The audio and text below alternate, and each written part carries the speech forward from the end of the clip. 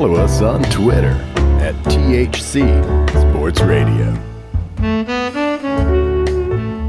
All right, we're back here with Kevin McPherson from Sporting Life Arkansas. Read his articles there at sportinglifearkansas.com. Also follow Kevin's contributions to hogville.net and follow him on Twitter as well at ARHoopscoop. And Kevin, what's the latest on the grassroots scene, some AAU action?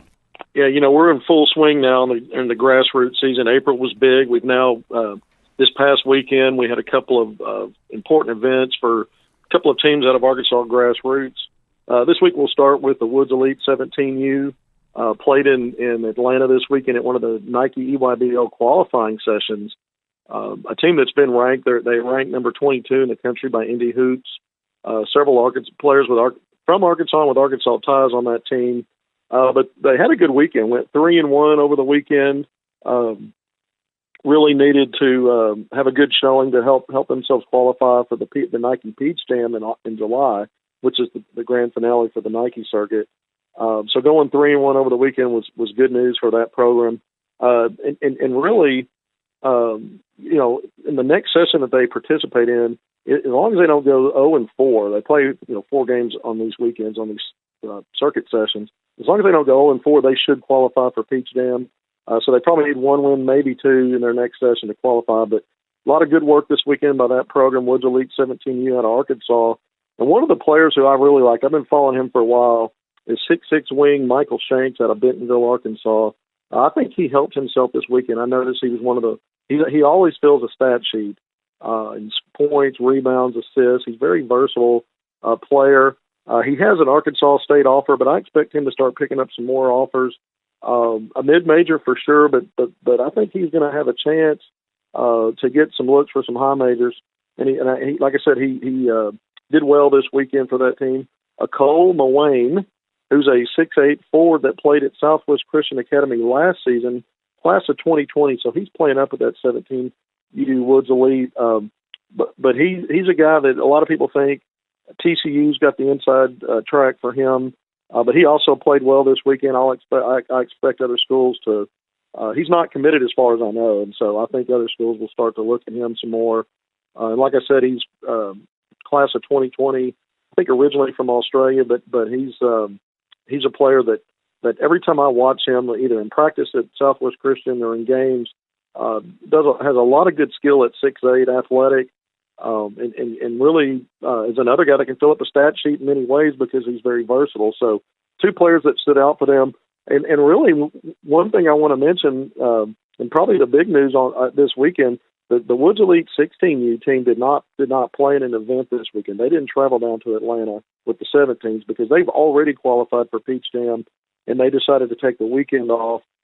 So Chris Moore, who just picked up an Arkansas offer, the 6'6" combo forward out of West Memphis, who plays on that 16U team, since they weren't in action, he played up with the 17s this weekend and showed well himself. I didn't personally get to watch them play, but from a couple of my sources he did a lot of things to help that team win games, taking charges, blocking shots, hitting some big shots when it mattered. And so first time he's played up on the Nike EYBL circuit at the highest level and showed well for himself. So, like I said, recent Hog offer, he and his other 16U teammates, Gerald Dokes and Devontae Davis, were offered by the Razorbacks a couple of weeks ago. And so interesting to see his progression and able to show well playing up with the 17s this weekend. So that's an update for the Woods Elite 17Us. Well, definitely interesting, Kevin. Now, what about the Arkansas Hawks? I've heard they're in Memphis this weekend. Yeah, Mike, that's right. The Hawks, every year, this time of year, they play in the Memphis in May Invitational. It's basically the Under Armour's program, Team Fad, which is one of the best programs, by the way, on the Under Armour circuit. It's kind of their event. I mean, they typically do well in it. They did this weekend, and they've got really good players. But yeah, that was where the Joe Johnson Hawks participated, the 17s and 15s, and it was a good weekend for the Hawks. The 15 and under team. I've been talking a lot about those class of 2021 players. They went 6-1, got to the championship game on Sunday, fell just short in that game, 46-40. They shot 6 of 24 from the free throw line. So I know today they're just kicking themselves. If they just made some free throws, they probably would have won that game against a talented 15U Team Thad group. But it was a good weekend for that team. Class of 20 big man Jalen Williams out of Fort Smith Northside had 3 double-doubles over the weekend, and he continues to progress and show how, why the Arkansas offer looks like a smart offer at this point. Now, I've said this 15U team is class of 2021, but technically Jalen's class of 20 academically, but his age group is the 15 and under. He'll have the choice later on and the chance to reclass to 21 if he wants to, or he can, go on to college with the class of 20. But he's got an Arkansas offer. I know Oklahoma State and Stanford are interested. I understand Lamar offered him as well. That's a Division I school in the Southland Conference. But 3 double-doubles, like I said, over the weekend for the Hawks 15U. In that championship game against Team Thad, he caught the ball at the free throw line and just basically couldn't find anyone to pass the ball to, took it down the lane and just smashed it on some Team Thad players. And, he's really more of a finesse skill type of player. He's learning how to use that big frame inside. He's got a lot of good post moves. He's a really good passer in there. But that dunk was an eye-opener, and he had a double-double in that championship game, 12 points, 13 rebounds, 3 blocks. But all weekend long, he's making really good passes, getting a lot of assists, making things easy for his teammates. He's got a lot of good post moves where he back a guy down, turn toward the middle, then use his pivot to go back baseline and finish off the glass if he went left with his left hand. So he's got good finishing skill with both hands, even several feet away from the basket. Big rebounder, like I said. Even the games where he didn't score in double figures, he had double figures in rebounds most games. So he's really, at times, and again, he alters so many shots, blocks a lot of shots, but big weekend for him. Madison Peaster, the combo guard for class of 2021, that was a freshman this past season at Little Rock Mills. He had a big weekend as well, and he always does. He's every time he's on the court, he looks like the best player to me.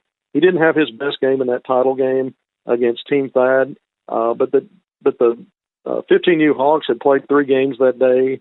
Team Thad had a bye and only played 2, and they played a bunch of games over the weekend, 7 total. And I think he just ran out a little bit of gas. This guy has rocket fuel, though. He blows by everybody. A lot of good ball handling skill, good passer, and score.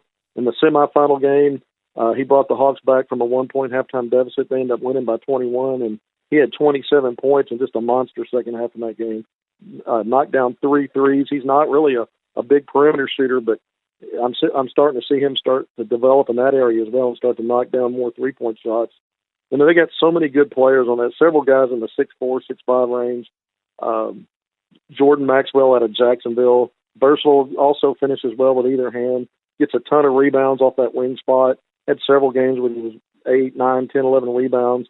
And then you're looking at Teron Williams out of Marietta, 6'4" slasher.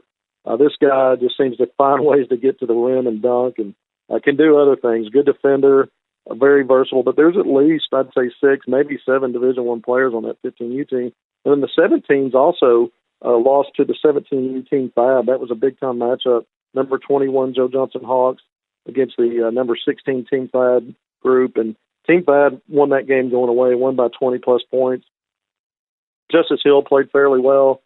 Some other guys for those 17 and under Hawks that had good weekends were Arion Simmons, the 6'4" combo forward out of Little Rock Parkview, Isaac McBride, the 6'1" combo guard out of Baptist Prep, hit another big game winner for the Hawks, basically a 3-point shot that broke a tie game, scored their final 8 points. Every time he did, it gave him a lead. Team Thad Silver would come back and tie the game, and he'd come back and make another dagger shot. So picking up a lot of mid-major offers. I know there's some high majors that are interested in him, including Auburn. Western Kentucky is one of the better mid-major programs that's been looking at in Tulsa. So he may pick up some more offers soon. But these are just some of the names and some of the players that perform well for the Hawks over the weekend. Well, awesome updates as usual, Kevin. Thanks so much. Guys, if you're not following Kevin, you need to be. Follow Kevin on Twitter at ARHoopScoop. That's capital A, capital R, capital H, OOP, capital SCOOP. Also, he's a contributor to hogville.net, their message board, and you can read his articles directly at sportinglifearkansas.com. So check Kevin out. Follow him if you're not. Always great talking to Kevin and all his updates of AAU, grassroots basketball, high school action, and, of course, Arkansas Razorback recruiting. Could Arkansas be getting a commitment here soon from E.B. Ali? I don't know. We'll find out. After this commercial break, though, going to talk a little football with you in our final segment. Some ongoings over across the pond, so stay tuned for that. We'll be back after this commercial break. Don't forget, follow us on Twitter as well at THC Sports Radio.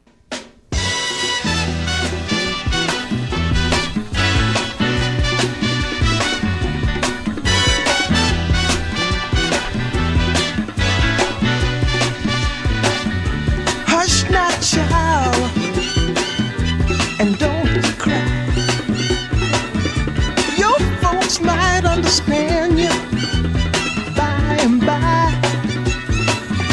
Just move on up toward your destination. Though you may find from time to time complications.